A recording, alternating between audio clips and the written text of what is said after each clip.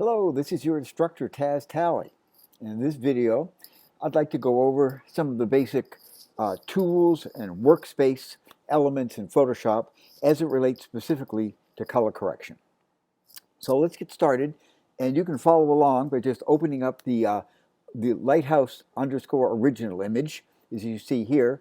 And it's a .psd file, which is a native Photoshop file, which is the file format we work in when we're working in Photoshop, in this case doing and performing color correction.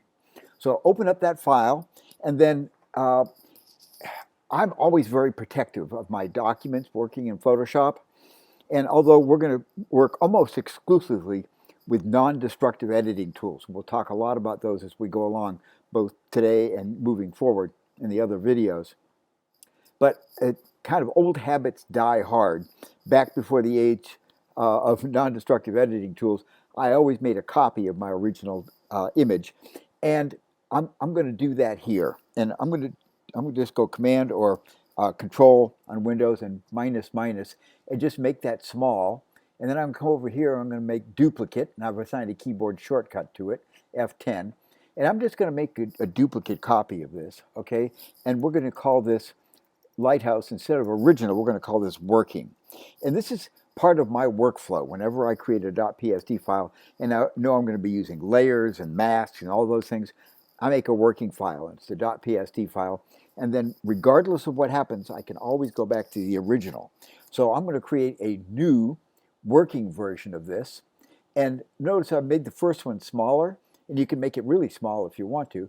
But the other advantage of doing this is that you get a chance to do what I call CNC, compare and contrast, on the fly, looking at what I'm doing to the new working image versus what the original one is. And again, you can make that as small or as large as you like. And for not right now, I'm just going to place this over just to simplify the screen as we see this here. So open up the image, make a duplicate for protection and also for good compare and contrast.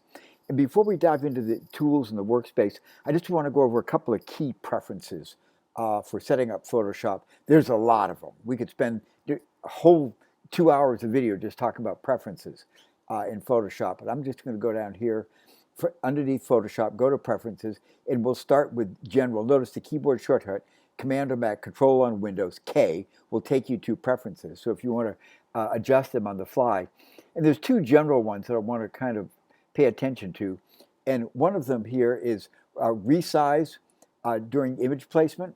And that is if you bring an image from the outside, you're making a composite, which we're going to do a lot, it automatically gives you the resize dialog box, which is nice. Or resize controls along the edge of the image. And then the second one that goes with it is always create smart objects when placing. I mentioned non-destructive editing tools, and this is one of them. And what this does is when you place an image as a smart object in a Photoshop composite, it creates a link back to the original file. So anytime you make any dimensional adjustments to your image, like scale or skew or rotate or enlarge or reduce, it always goes back and gets original pixels from the original file, therefore making that editing as higher quality and non-destructive as possible. So those two general preferences, and then on the interface, I'm just going to give you a couple of key ones here. Notice on the interface it says show channels in color. This should be turned off by default. Keep it that way. That way when you look at the channels panel, you actually see the actual grayscale pixels, which is what they are. And we'll talk more about that in an upcoming video. And then, so you want to keep that turned off. And then let's go to Workspace here. And underneath Workspace, this is kind of a personal preference. You can set up documents to open in tabs or not. And I have mine turned off. See, open documents in tabs. And I think it's turned on by default in current versions of Photoshop. And what that does is instead of creating individual images, like when I made my duplicate copy, it created a whole separate screen or image tab, and it's a floating image. That's the way I like mine. Otherwise, it sets it up a tab with a row of tabs across the top. It's a personal preference. I like to be able to have mine floating so I can do a CNC, a compare and contrast. So I turn this off. The Open Documents tab, make sure that it's turned off. And then down here in Tools, there's two that you might want to pay attention to. One is the use shift key for tool switch. Use shift key for tool switch, turn that off so that you can just hit like L for lasso or W for magic wand or T for the type tool. You don't have to use the shift key there. And then this one over here, zoom resizes window, turn that on. That way when you go command or control plus or minus and you zoom in on the image dimension, the box itself, the window itself actually enlarges as well. It's really annoying when it doesn't do that when you're trying to enlarge on the image. So there's some preferences you might want to pay attention to. And you can look through here. There's lots of things that are self-explanatory. Others, not so much. You may have to look them up. But those are some key ones that are going to help you with your workflow, particularly working in color correction. Okay, so we've done preferences. Now let's dive into and let's talk about tools, and then we'll move into workspaces. Basically, the tool set that you have to choose from are panels. Use your basic tool panels, and there's a bunch of them that you see under here. First ones you want to turn on are the application frame, which is what this is this black space I've got back here, and then your tools, your basic tools, which is what this panel is here, and then the options, which is what this is right up here. All right, so you want to make sure that all three of those they should be on by default, but just check to make sure.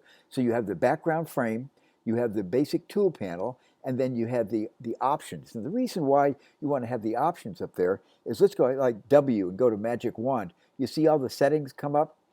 The option settings for Magic Wand, L for lasso tool, I to go to the eyedropper. You get the settings for the tools that you choose here, so you always want that to be active. So all three of those. Then, now, as you could just see, there's a lot of different panels here. But this is going to be 4 panels primarily that we're going to focus on here, working in color correction. First, again, underneath the Windows panel, we're going to bring up the Layers panel. Notice there's some built-in keyboard shortcuts, and you can make your own in Photoshop for other windows if you like. And I've done that. But we're going to first bring up the Layers panel. And you'll notice that when I brought up the Layers panel, my Properties panel came up right with it. I'm going to show you why that's the case. But first, Layers panel, and that's because Photoshop images are built out of layers. You're going to be working a lot in layers. Then there's a companion to that you just saw, and that is the Properties panel. We're going to bring that Properties panel up here. There we go. And then 2 others that we're going to want to use in color correction. We're going to bring up our histogram, and we're going to bring up our info panel. There we go. And notice that they're kind of popping up in specific places, and that's because I organize my panels into groups. I organize them into panel groups, and they're related. And that's what I want to talk about next is setting up and organizing my panels into 2 separate groups. And here I like to put my histogram up top, and then I like to put my info panel. I'm going to just scoot it right up underneath and kind of overlap it. See the little blue that shows up? Boom, right there. And then what that does is it links those 2 together. So whenever I move the histogram, the info panel goes with it. We're going to do the same thing with the Properties panel. We're going to snug that up underneath Layers. And then whenever I move the Layers panel or move the Properties panel,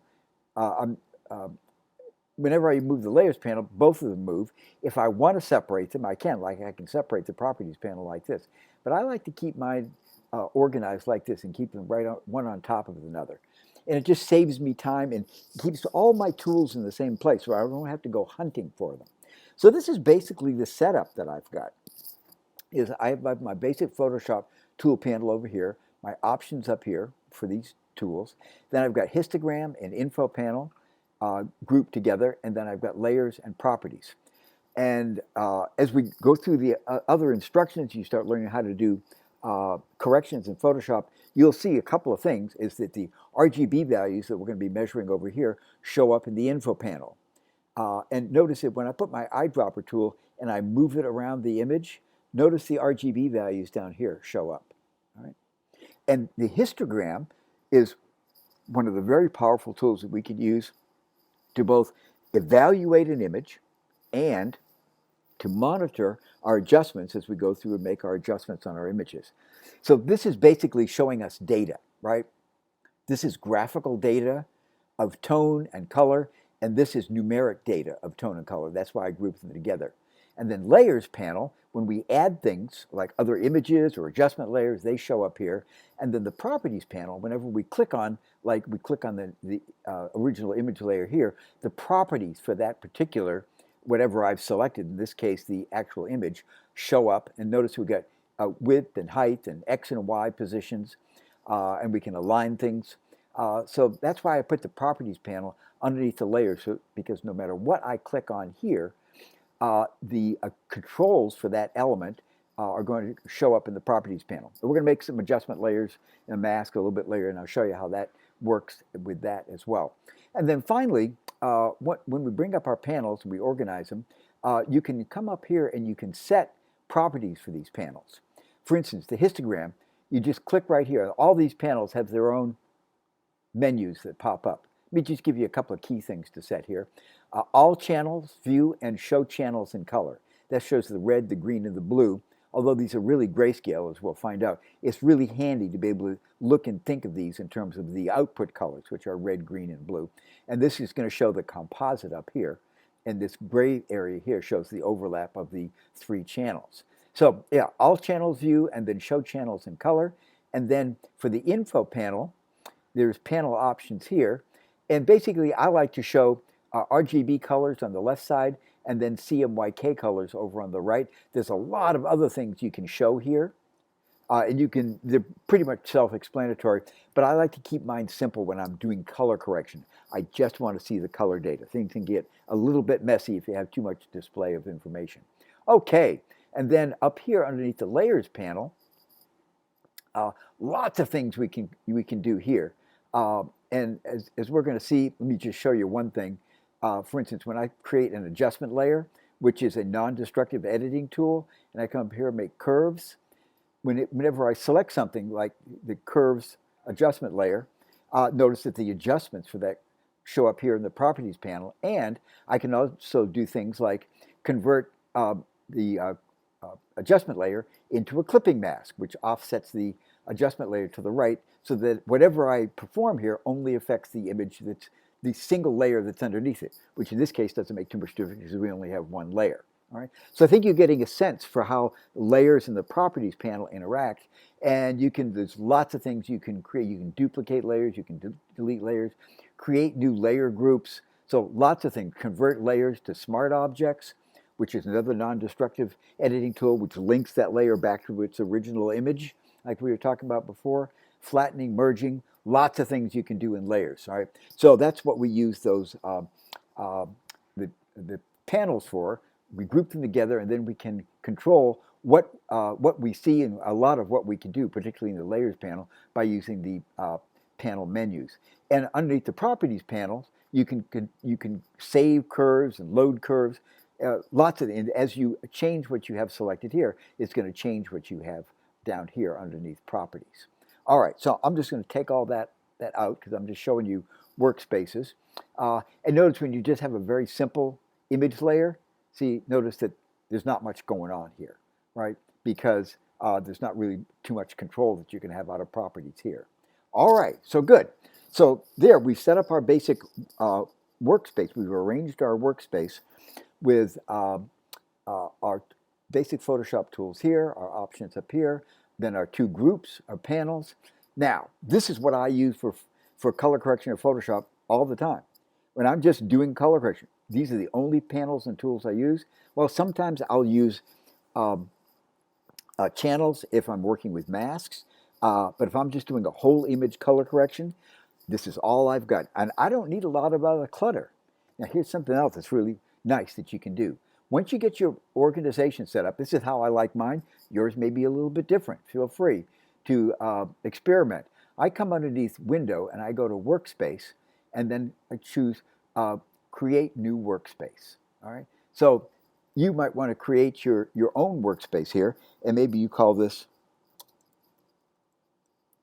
color correction. And if you're working on, if you're sharing a computer, with someone else, so maybe you put, if your name is Barb, color correction Barb down there. And notice that you can also save keyboard shortcuts, menus, and toolbars if you're customizing them, all right? And then you just click Save and it creates your own workspace.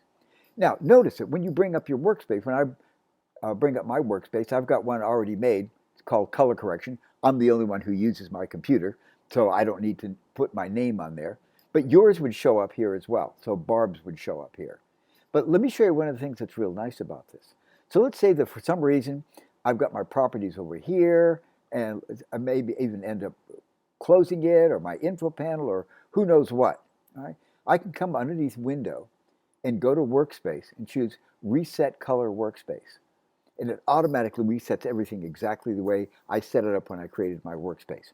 Man, is that handy. And I got to tell you, when you're doing Photoshop, is very, very powerful, but it's very complex. And being able to simplify your workspace and have everything look exactly the same way, it reduces fatigue, first of all, and really increases efficiency. Okay, so they're setting up panels and panel groups and workspaces. And then a couple of things to pay attention to over here is one of the tools we're going to be using a lot of for doing numeric measuring and adjustment of RGB values is the eyedropper tool. And you'll notice that there's a 3D material eyedropper tool, there's a color sampler tool. The only one we're going to use is this one, because I'm going to show you in a later video how to create momentarily the color sampler tool, just staying in the eyedropper tool, just using a keyboard shortcut. Again, this is kind of a simplification workflow method. So I always start with this on eyedropper and pretty much I never move it out of eyedropper when I'm doing color correction. And then one thing to pay attention to is select the eyedropper tool and then come up with a sample size. And then you can set what kind of sample size was going to be measured. I think the default, it's been so long since I've seen the default in Photoshop, I don't remember. It may be point sample, but make sure you've got this set at least by 3 by 3. That's typically what I use. And what that does is it samples 3 pixels by 3 pixels, which is 9 pixels. It takes an average, because you don't want to just be sampling individual pixels. So you'll get a sample of 9 pixels on 3 channels. So actually 27 different pixels that you'll be sampling, which gives you a good representative sampling of the tone or the color, or whatever it is that you're measuring.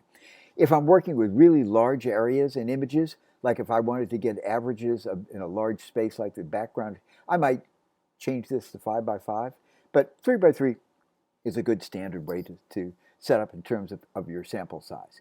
And we're going to sample all layers. You can sample individual layers, current layers, but for now, just keep this as a basic default and just choose all layers. So there we go. And now we are set up to go ahead and work in Photoshop in terms of doing color correction. And just one other thing I just wanted to emphasize here about the layers and the properties panel and setting up this workspace is that, remember, when you add other layers to this image, for instance, if we come in here on this layer 0, and since we're talking about workflow and workspace, I always make a duplicate copy. I'm going to make a duplicate layer here. All right. And you can use the menu, or I'm just right-clicking over here. And then I'm going to call this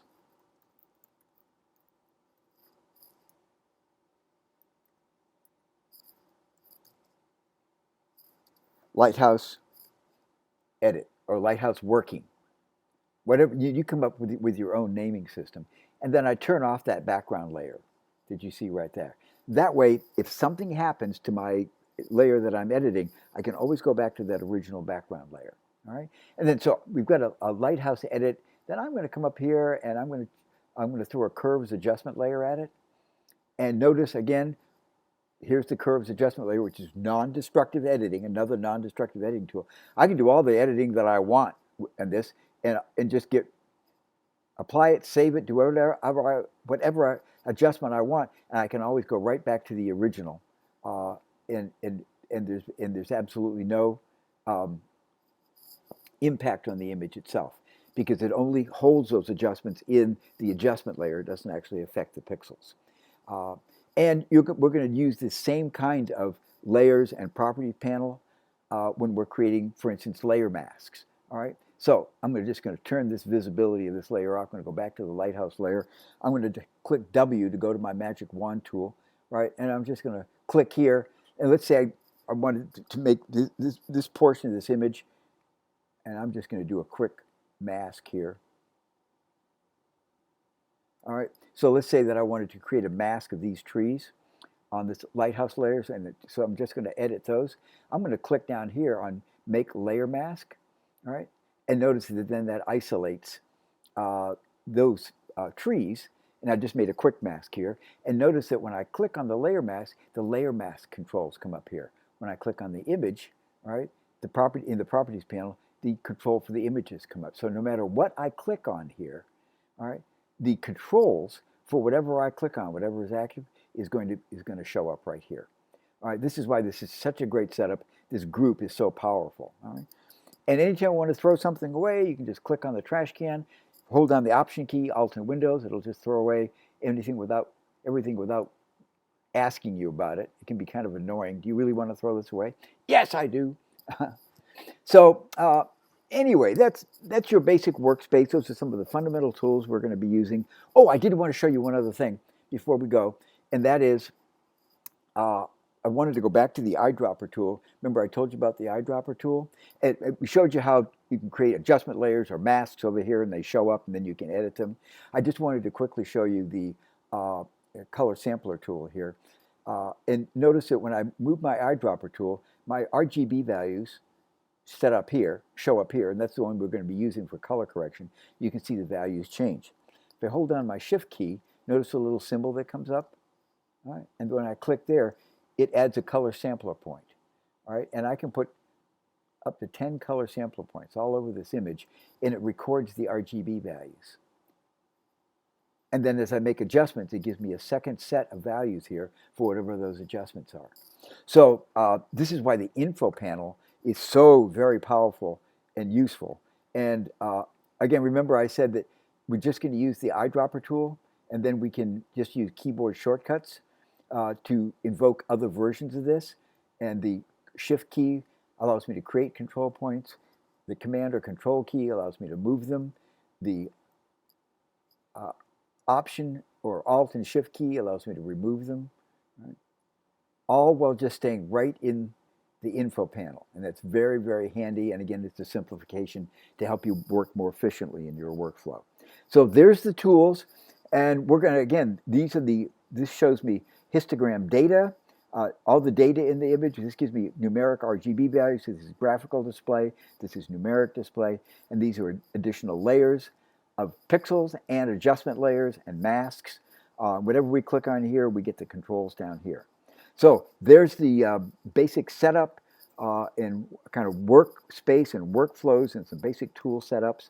And remember to configure your panels by using your panel menus. You can get to by just clicking right up there, the panel menus in the upper right-hand side. And don't forget to create your own workspace, right? And then you can always, if things get cattywampus or somebody closes, you close your own, or who knows what, you can just always go right down here and choose Reset Your Color Workspace, and it'll put everything right back the way it was.